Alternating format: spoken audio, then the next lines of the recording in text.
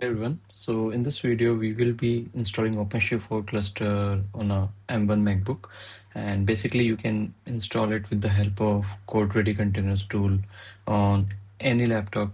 Either it can be using Linux operating system or Windows or macOS. So I have covered a few things in this particular blog post, and I will be sharing the link of this blog post in the video description, and it is having the official documentation link as well at the bottom here, and the GitHub repository for it as well.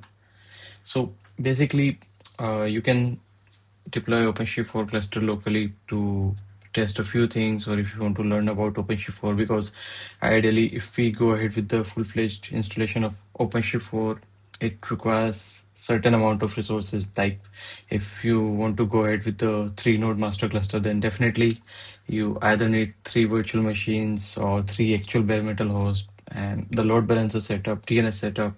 So lots of things are required, but if you are just starting with the OpenShift 4 journey and you want to play around and learn a lot of things, or even if you are very well aware of OpenShift 4, used it a lot of times, but there can be certain use cases that you want to try out and want to cluster very quickly, then you can always rely on the CRC tool.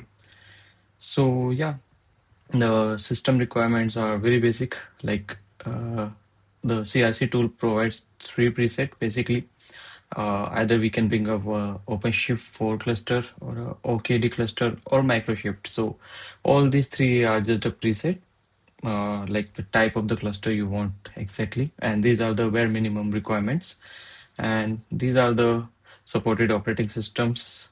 So yeah, and the cluster can be deployed on the particular architecture type as well, like either it can be Apple Silicon or Linux ARM64, and definitely x86 64 is supported.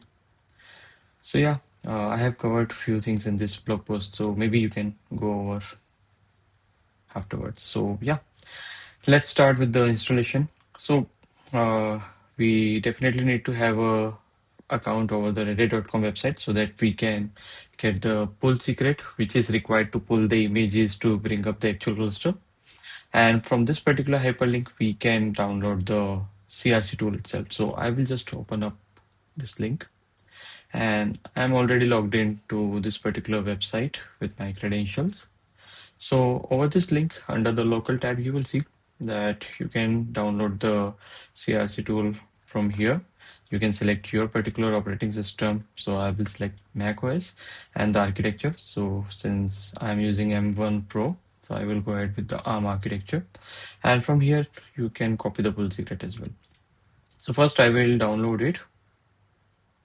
So I'm downloading it in this particular directory, the installer, and it's already downloaded of around 114 MB. And let's start the installation. Okay, so just the license and all.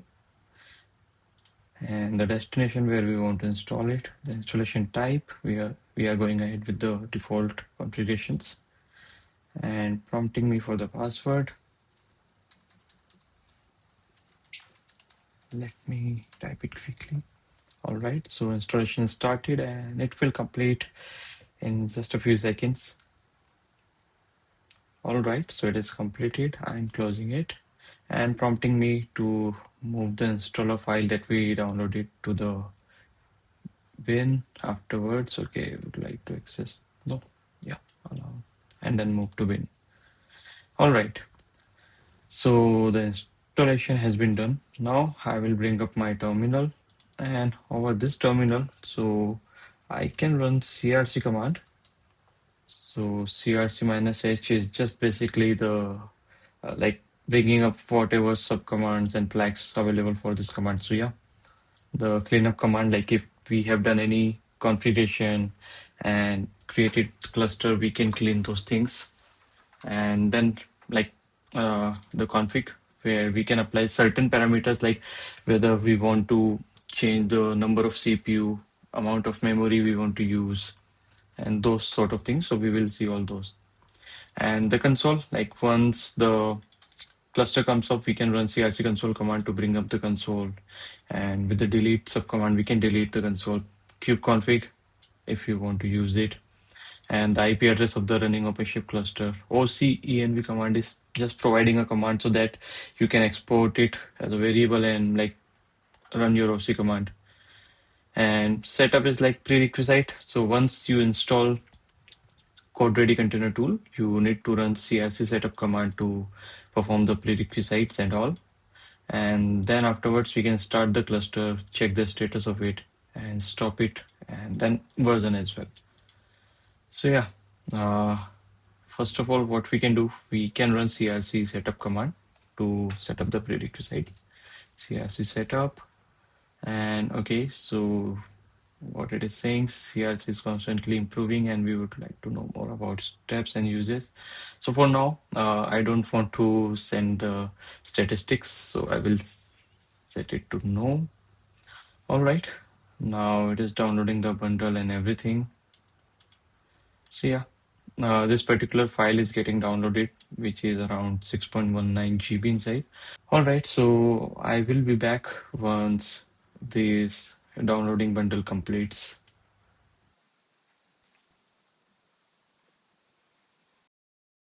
All right, so CRC setup command completed successfully, and it has downloaded this file and uncompressed it. So now we can run CRC start command to set up the OpenShift cluster and start using it. But before that, we can tweak few of the settings related to it, like the disk size, kubeadmin password, and all. So let's see what options are there for it. If I run crc config -h, so as you can see, these are the options that can be configured, like if you want to allow telemetry data to be collected or not, the CPU score, what should be the password for the developer user, disk size, like if you want to use any proxy inside your cluster or not, kubeadmin password. So all these configurations are there. So let's do few of the basic configuration. So I want to set the disk size and everything. So basically, in my environment, I used to configure these parameters, like disk size will be 60 GB, kubeadmin password will be this one, the amount of memory, and I want to enable the cluster monitoring, that is the monitoring stack. So metrics will be available. Host network access is like whatever pods or workloads which are running in the OpenShift 4 cluster setup by CRC, those workloads will be able to access the other services running on my Mac. Let's say if I'm running a standalone container or any other service exposed on certain ports, then the connectivity will be there, the CPU cores, and yeah, the telemetry data I want to disable. So I can run just these commands. So as you can see, it is just saying like changes to the configuration property are only applied when CRC instance is started. So yeah, uh, and then successfully configured all those things. So basically these configurations are persisted, and let's say if your instance is already in the running state or started state, then you have to stop it and restart it to make sure these changes are reflected. But in our case, we are not having the instance in a running state. So yeah, these changes are persisted now. We can check with crc config view. So as you can see, these configurations are there, and now we can run crc start command.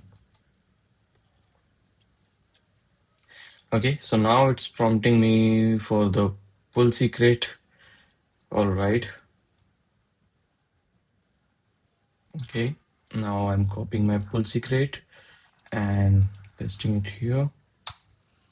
Okay, so now it's creating a folder 22.1 OpenShift 4 cluster, generating the kubeadmin password, starting the VM, and it will be running on localhost, resizing the disk as per our requirement, and like the kubelet certificates, kubelet service, and all those things are getting configured. So waiting for kubeAPI server operator.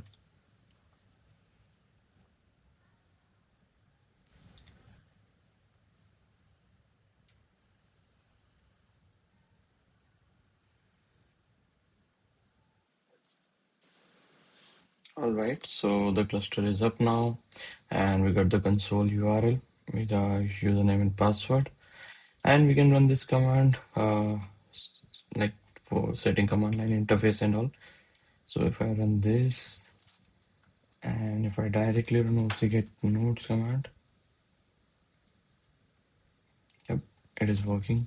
get cu, everything is working. And let's try to access this console now. Yep, it's giving warning for cells and certificates, and for the OAuth route as well. Yep. And now let's enter our username and password.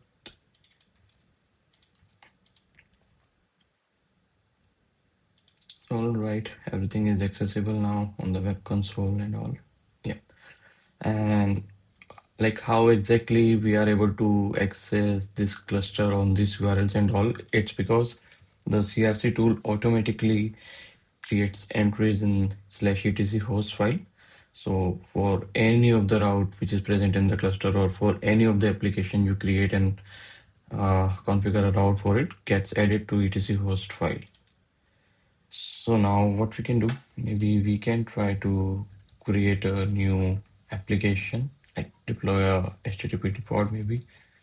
So I'm running this command, like I've created a new project first and then deploying HTTP pod with this command. Okay, so now let's see the pod status. It is in container creating.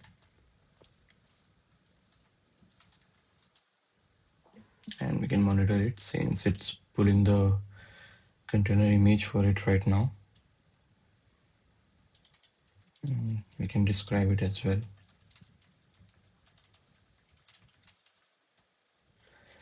Okay, so the image has been pulled now and we can check the pod status. All right, it is already running and there's a service as well for it. And there's no route, but we can create a route for it. So let's go to the web console and the networking section, select routes and the project name, and we can create a route here. So we can just give a generic name like HTTPD, and hostname will be picked up automatically. So let's don't specify it and pick up the service HTTPD24 and the target port.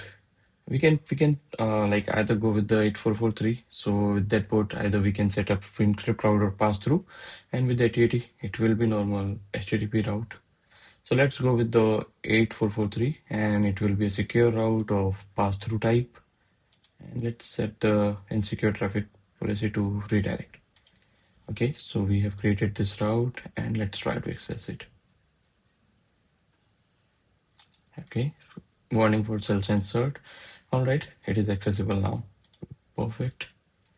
And we can check the same thing from the terminal as well.